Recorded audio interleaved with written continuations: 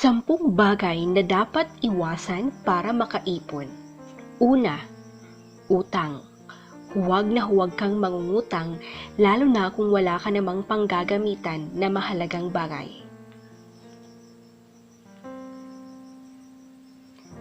Pangalawa, luho. Umiwas sa mga luho at bagay na nagiging dahilan ng pagkaubos ng iyong pera. Ang taong maluho at mabisyo ay walang magiging magandang kinabukasan.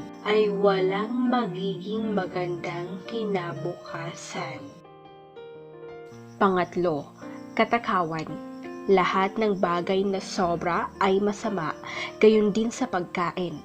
Huwag masyadong matakaw para hindi maubos ang pera't maging butas ang iyong bulsa.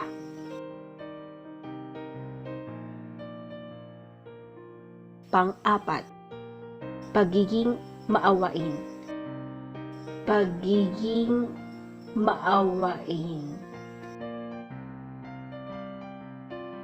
Huwag maging masyadong maawain sa mga nangungutang at hindi nagbabayad.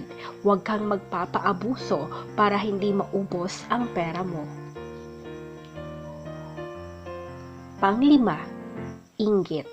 Iwasang mainggit sa kapwa at manira ng iba. Sa halip ay mag-focus sa iyong sariling buhay. Pang-6, masasamang barkada. Lumayo sa mga barkadang magdadala sa'yo sa kapahamakan. Iwasan ang mga barkadang magastos at laging nagpapalibre.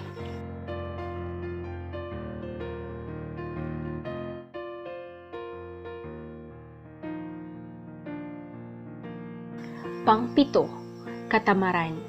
Huwag maging tamad at umasa lagi sa bigay ng ibang tao. Matutong maghanap buhay. Pang-8, masamang gawa. Huwag na huwag gumawa ng masama, lalo na sa iyong kapwa. Laging may karma. Pang-9, pagkainip. Huwag masyadong magmadali. Kailangan ay pasensyoso ka para umunlad ang buhay mo. Walang shortcut na daan para sa tagumpay. Kailangang paghirapan mo ito. Pang-10, wala sa isip ang pag-iipon. Isipin mo na importante ang ipon. Kahit gaano kaliit ang iyong sahod, magtabi ka ng kahit kaunti.